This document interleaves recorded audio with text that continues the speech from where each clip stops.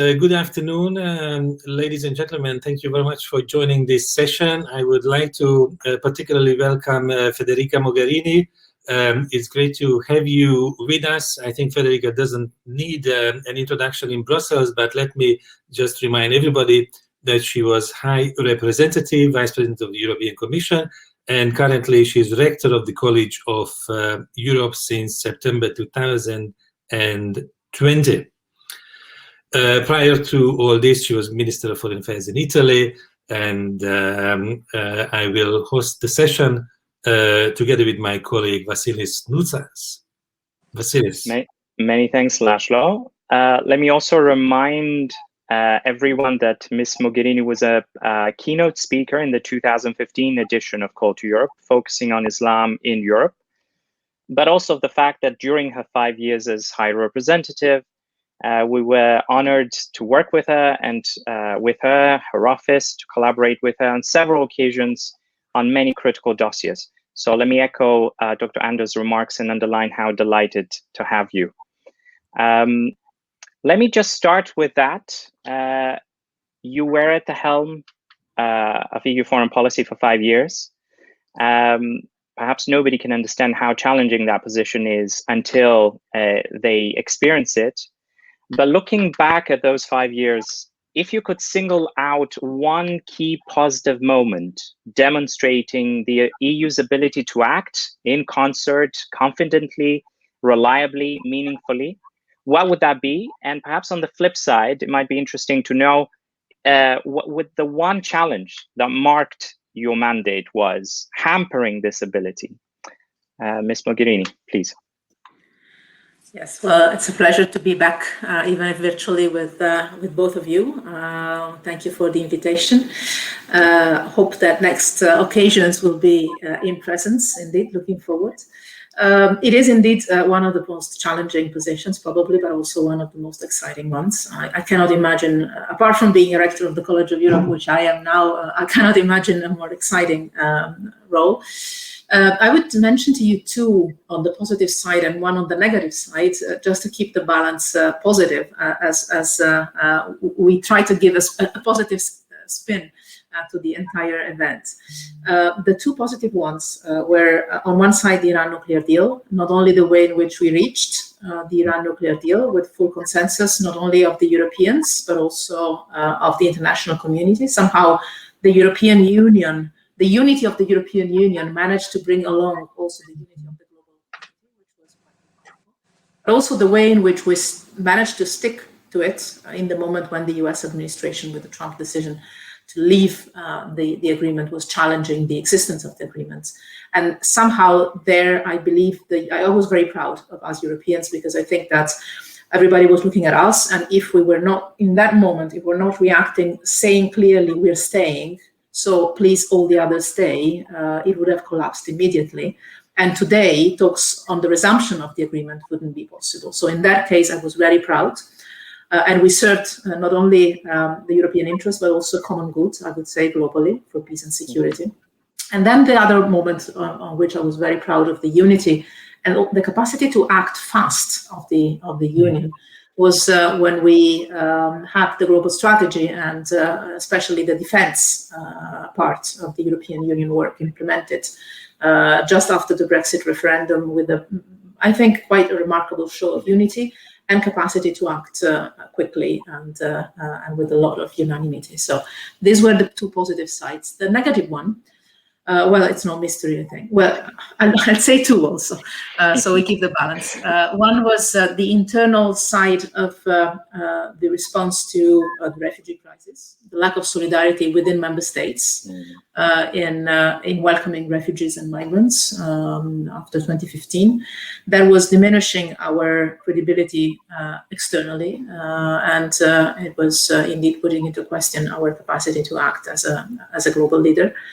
And the second one was also, this is not a mystery, I felt we were doing a mistake, and I didn't feel proud of the Union when the Council decided not to decide on opening accession negotiations with Albania and North Macedonia. I think that was a mistake at that time. It was 2019. Very interesting. You mentioned some of the hardships and the difficulties, but I would like to ask about another dimension, which is very important for the European Union in past, present, and future, the transatlantic partnership, which was not the easiest at your time in office. How do you look back to this period, and would you say that the new administration is offering your successor better opportunities, and what would that be? Yes, it was. I lived indeed challenging times in my mandate, because we had in a row the Ukrainian crisis, the migration and refugee crisis, the Brexit referendum, the Trump administration. Quite a number of the terrorist attacks on European soil, quite a number of challenges, not to mention the ongoing ones. The Trump administration was a game changer for the European Union, not only for us, but also for the rest of the world, because we suddenly realized that we were not on the same side anymore with the United States, which never happened before on a systematic basis with the United States. I think in some aspects, it helped Europeans to realize that they have a responsibility globally, because the other partners in the world were starting to look at us to find answers and a sort of umbrella to find a reference. So we were somehow asked to take responsibility for some issues in foreign and security policy. On the other side, everything became much more difficult, because there are some crises that need the European Union and the United States to work together in order to be addressed. You can do a lot, but you cannot do everything alone.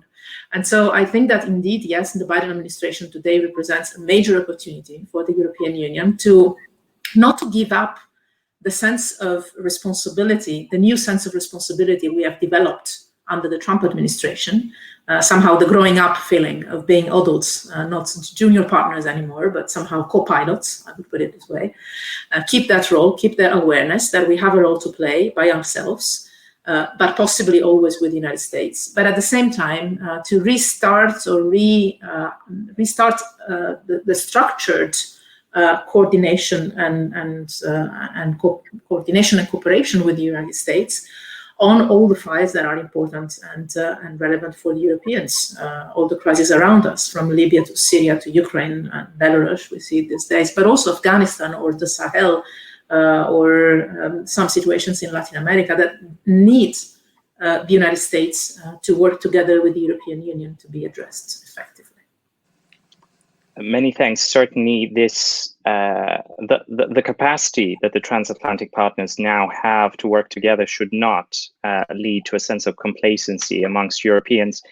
But let me just focus on one dossier that you didn't indicate in this list, and it's a dossier where I know you have worked a lot. You have dedicated a lot of efforts in the past, but where unfortunately Europe hasn't managed to bring about much progress on the ground. And I'm talking about the Israeli-Palestinian conflict. This is a case study of an intractable problem where the EU can and should play a bigger role in terms of fostering peace, security, and stability. But we have seen just another painful reminder these past few weeks of how intractable the problem is. So, knowing the landscape as well as you do, and perhaps better than most, what role can you see the EU playing in the future, realistically playing in the future in this regard at this particular moment? You know, I think there are two missed opportunities somehow of those years. One is the lack of progress, and actually much more than lack of progress, the regression on the Israeli-Palestinian conflict, the Arab-Israeli conflict, both of them, regardless of the appearances of a little bit better relations between the Arab world and Israel.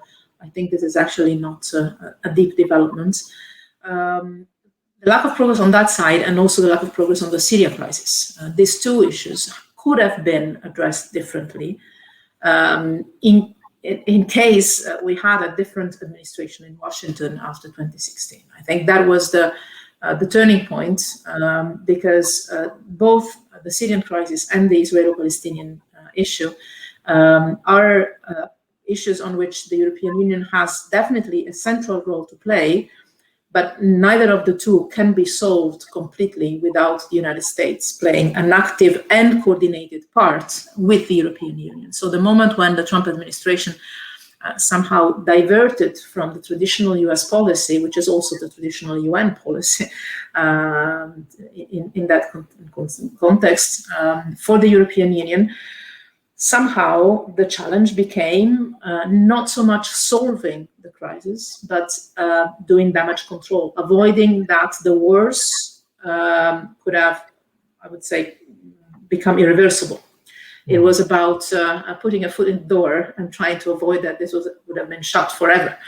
And I think that, you know, in some cases you have a lot of frustration for what you have not managed to solve. But on the other side, you also have to consider what would have happened if you were not playing that kind of role.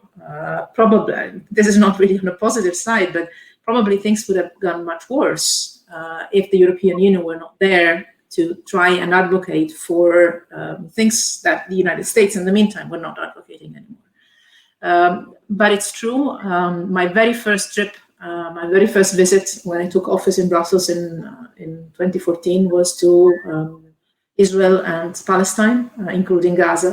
And I perfectly remember I said, I believe that in the 5 years of my mandate, this conflict can be solved. And I still believe it could have been solved. And I still believe it can be solved in the next 5 years. I think the solution is quite well known to everyone, realistically. The European Union has a big role to play there in order to incentivize the different players to reach the solution. The key element there is the political will.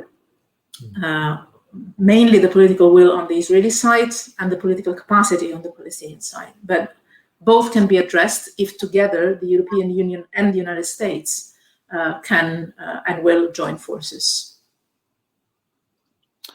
We already have a question in the chat box, but I was thinking about one of your previous answers, because you expressed, not unexpectedly, a kind of regret about you know, the enlargement process not switching gear and not moving ahead when it could have. And I was just wondering, there is another important relationship, which is the so-called Eastern Partnership, when people for years were wondering whether this is going forward or backwards, and now we know it was going backwards instead of forward. But will anyone be able to put this together again?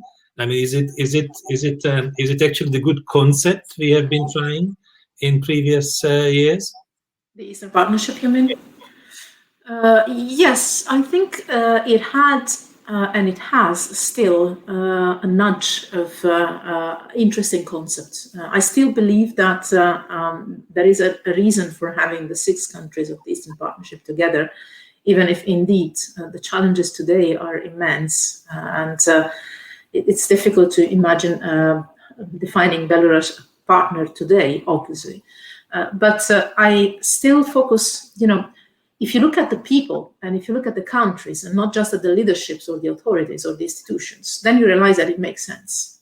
I deeply believe that if you look at the countries, if you look at the population, if you look at the citizens, there is a noyau, there is a bulk of interest and consensus about a strengthened relation between each of the 6 and the other 5, and each of the 6 and the European Union and the member states of the European Union. The point is, I believe, that it needs to be really tailor-made. I have the impression that in the very beginning of the elaboration of the concept, there was a little bit this idea of the spheres of influence approach, also from the European side, which I believe was not the right way to go. In fact, we shifted towards a different kind of approach, saying being in a partnership with the European Union is not against anybody. It's for your people, it's for your country, and you can be friends with many. You don't have to choose a binary choice. This is not the Russian attitude, but it has to be the European attitude, to say you can be partner of the European Union, and yet you don't have necessarily to cut all your links, cultural, religious, economic, whatever, with Russia. Because we believe in cooperative systems of dialogue and multiple relations. Again, it's not necessarily the Russian approach, but I think it has to be the European approach. And I think it is right to focus even on Belarus these days, on democracy, human rights, and rule of law domestically, rather than on the spheres of influence, geopolitical analysis. I don't think this is the point. I think the point is the promotion of better conditions inside these countries, each of them, with all the instruments that are at the disposal of the countries themselves. But again, countries are not only the institutions or the leaderships, are the people. And I think this is a very progressive way of seeing things. Many thanks. We have a question from the audience, and I'll try to tie that into a concluding question for you. The question is about international cultural relations, the power of public diplomacy, an area where, again, Europe can and should play a much larger role. But let me tie that into something else. We have to take into account the widely different and deeper challenges the EU is faced with today, compared to at least a decade, 2 decades ago, which in part brought about the tremendous progress in terms of defense that you alluded to. But at the same time, there are ample reasons or ample actors and factors who'd like to question the EU's geopolitical standing, its strategic relevance, but also its normative pull. And certainly you, again, alluded to an area where the normative pull of Europe has taken a hit over the past few years. Now, we hear a lot about power, we hear a lot about geopolitics. How would you advise your students to think of Europe and power with the future in mind? This is a very interesting question. I mean, it's a question indeed that some of my students have asked me in the dissertation of the thesis, because many of the master theses have to do with the concept of a geopolitical commission, of Europe that needs to learn the power, the language of power, and they are focusing a lot on that. And so I've been reflecting on these issues in the last few months. I'll tell you my personal point of view. I think that the real power of Europe is not in the use of the language of power. I think the real power of the European Union is in the use of the cooperative language. It's not fashionable today. It's not the buzzword. The buzzword today is the power struggle, is the strength, is sometimes not only the competition, but sometimes even the confrontation. Who wins?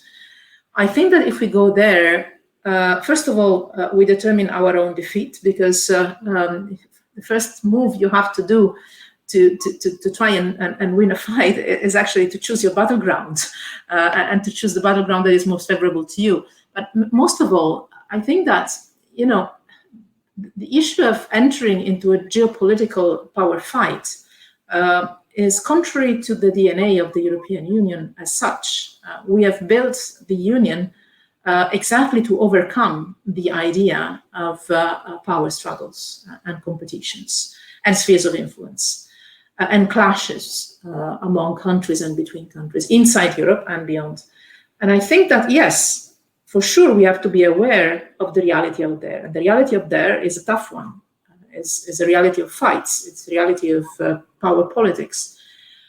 But I think it is worth doing what you believe is right sometimes, and not just what you think is the mainstream. And I think it makes sense to stand up to our values always, and to argue that even with the most difficult partners, and even with the most difficult situations, it's always more convenient. It's not just a matter of principles. It's always most convenient to try and find a way for cooperation. Again, it's not the language that is spoken today in the world, but if Europe gives that up, who's left to cultivate that approach? And I think that sometimes you have to stand for what you believe, even if it's not fashionable, even if it's not mainstream, and maybe sometime you even manage to win some battles, to use a war language.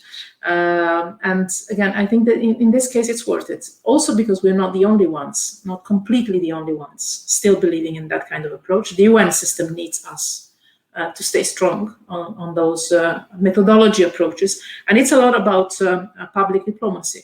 The narrative, the words that you use are important.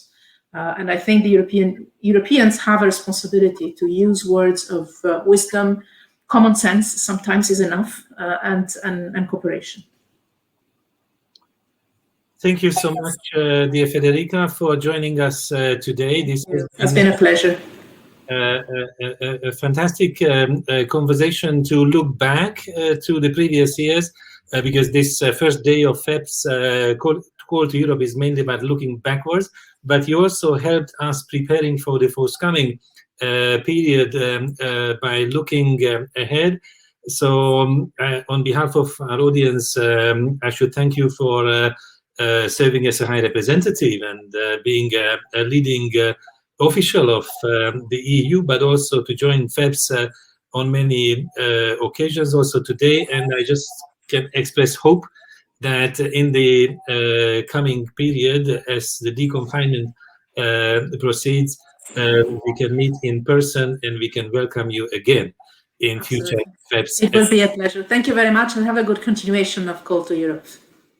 Bye-bye. Thanks a lot. Bye. Thank you. Dear friends,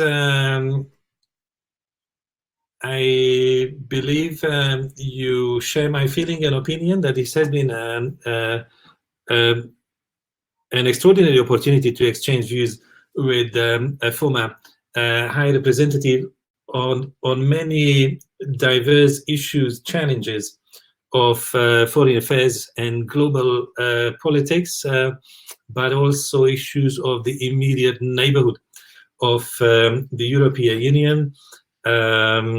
After serving in the European Commission, I believe going to teach is a really refreshing experience, which Federica is now experiencing.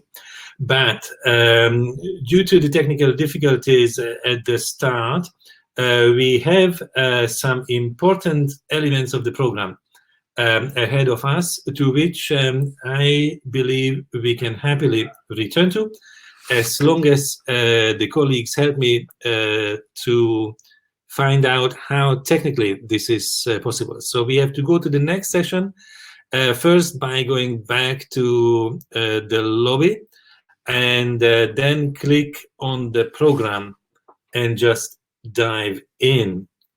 See you in a few seconds.